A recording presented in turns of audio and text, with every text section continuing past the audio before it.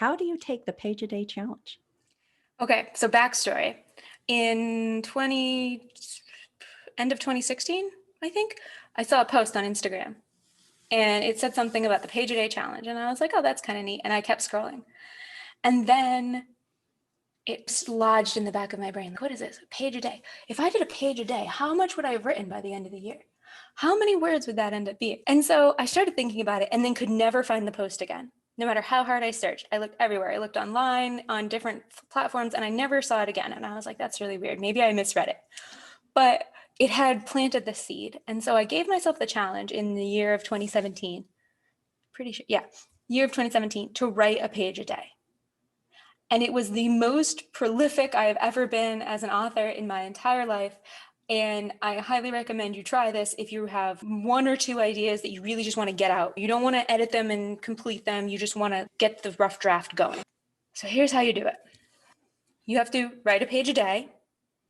That's it. Write a page a day. Don't miss a day. Sounds super simple, but it's not as easy as it looks, right? As any of us who write regularly know, finding time to write, finding inspiration or willingness to write, those are all challenges, right? So it helps if you create a sort of a framework for yourself. The first thing for me was, what's a page? I could double space and write all one-word dialogue, and I could write a page really fast. So for me, a page was a Google Doc page, because that's where I usually compose. And so a Google Doc page, and as soon as I carriage returned and got a new page, that was it. I'd written my page. So that was the first thing. I've defined my page. Would you keep going or sometimes if you were inspired, would you keep going? Yeah, if I felt like it. And that actually leads into the next thing, which is you can write ahead, but you can't write behind. Because it's really easy to be like, oh, I'll do that. I'll do 2 pages tomorrow. I'll do 3 pages tomorrow because I haven't written for the last 2 days. And the next thing you know, you have 10 pages in backlog. Can't do that. So you can always write ahead. You can write an extra page, but you can't write behind. You can't catch up. So if I had an event coming up, I knew I had to be in my friend's wedding and that was going to involve travel and the wedding itself. And I was like, I don't know if I'm going to have time to write when I'm like dresses and face and all that stuff that you have to do and parties. So I wrote a couple of pages ahead and that counted. So if I wrote January 1st, then January, and I wrote 2 pages, then January 2nd, I could skip if I wanted to. So sometimes I did. If I was feeling good, I would write, but you can't, the other like little subtle trick is you can't carry that over. You can plan like, I need to do 3 pages because I'm going to go on a camping trip. But you can't just like, oh, today I'm going to write 2 pages and then just bank that page for some future date because it's just too easy to lose track. It's too easy to get. So the things that I did to make this work were you can't write behind, you can only write ahead. You have to write a page a day. And the other thing that was like the unforeseen thing was getting your friends and family in on this.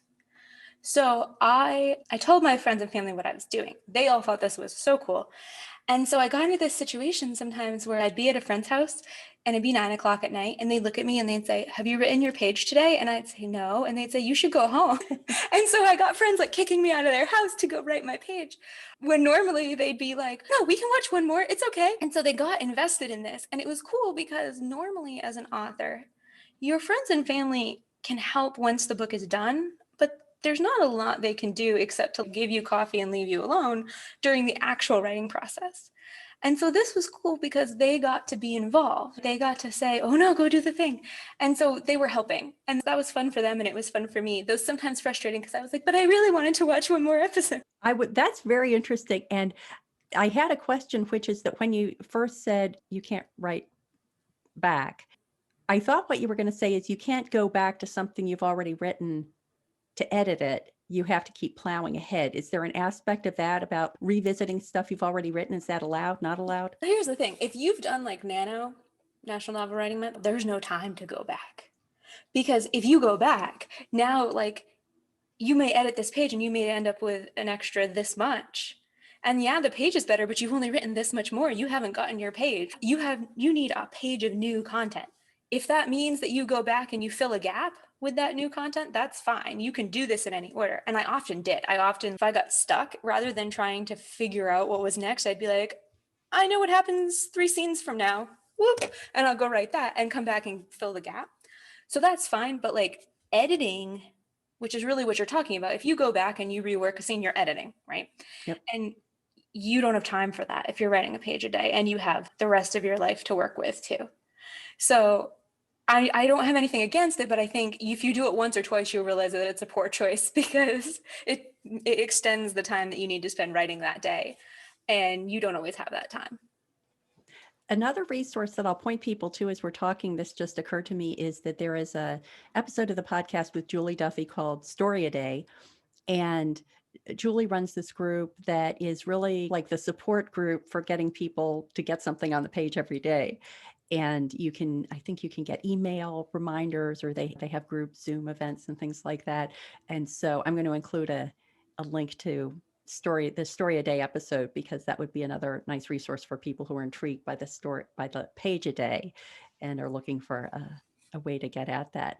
So is that something that I guess you never found the initial reference to Story a Day? I never figured out where, Page yeah, a day. I'd never figured out where I'd seen the page a day challenge. And so I don't know if I made it up or if it's out there somewhere. If somebody finds it off of my own website, please tell me, because I want to know who it was so that I can thank them, because I actually wrote Near Life Experience that way. I had probably 2 chapters of it in existence. And then I started the page a day and I finished the novel and then started another novel and then also wrote a few short stories. So I was very productive during that year.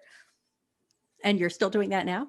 I don't do that anymore because now I have editing to do as well. So like the page a day challenge works really well for first drafts. But because my real job, my work life is also writing, I only have so much fiction energy to go around. I will write as best I can when I'm working on a draft actively. And then once it gets to editing, I'm not writing a page a day anymore because I have to focus on the editing. Yep, that makes sense. Cool. Thank you so much for the page a day overview. That's going to be fun for the patrons.